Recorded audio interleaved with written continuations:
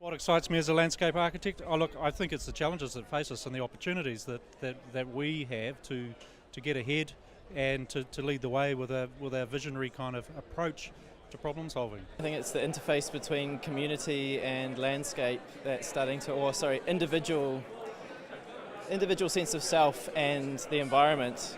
And I think the richness at the edge of that is community. And I think after a long period of time of going very much into the individual and into the professions and into economy, there's a switch back towards community.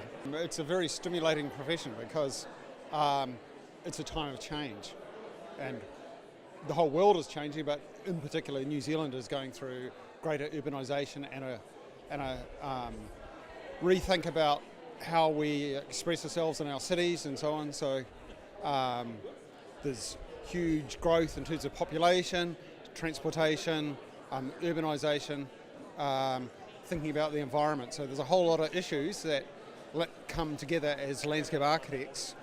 We get to work on all these things. I am excited because the imperatives of landscape systems and environmental systems have suddenly become front of house and suddenly become things that are required to be addressed if there's going to be a viable and livable future in cities. So I think instead of being an optional extra, as it sometimes has been considered, it's actually really central to survival of cities and the way people live in them. I think it's a really interesting time for landscape architecture in that our industry is diversifying. I know for my team and my company, we're working across a whole range of sectors, from prisons to schools to environmental projects with mana whenua, iwi, and we're working in quite a broad spectrum of scales of projects as well. So moving into the future, and as per some of the presentations this morning, I think we're really diversifying, which is a really exciting time for us.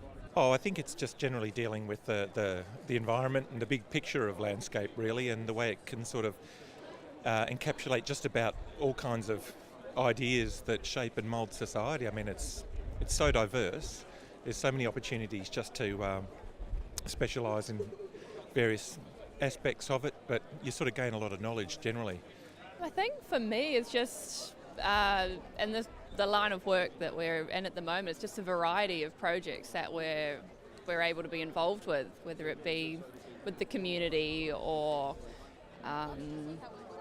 different social groups. I guess in my line of work, I'm actually based in Australia, so I'm New Zealand landscape architect but working in Australia, and there's similar things going on over there, and there's obviously a huge amount of development happening, and just, I guess, putting our 2 cents in and getting into projects early and being able to have an influence on how these developments are progressing, and changing the way that communities interact in these spaces, and just how people see open space rather than just from getting from A to B, but actually integrating and activating these spaces. It's the variety of work. I think I work up in Whangarei, and I'm a one-man band, and I get to do a whole variety of different types of projects.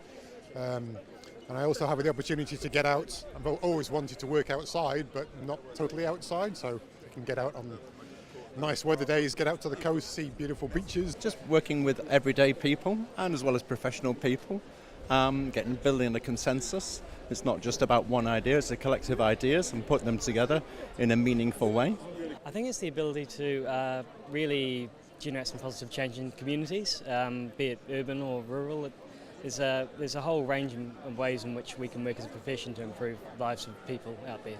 It's a time in the New Zealand and the world when landscape architecture is really coming to the fore, and it's being more highly regarded in every project, I think, that happens. I think we've got recognition now where 10 or even 20 years ago we did not have, and we're having an input.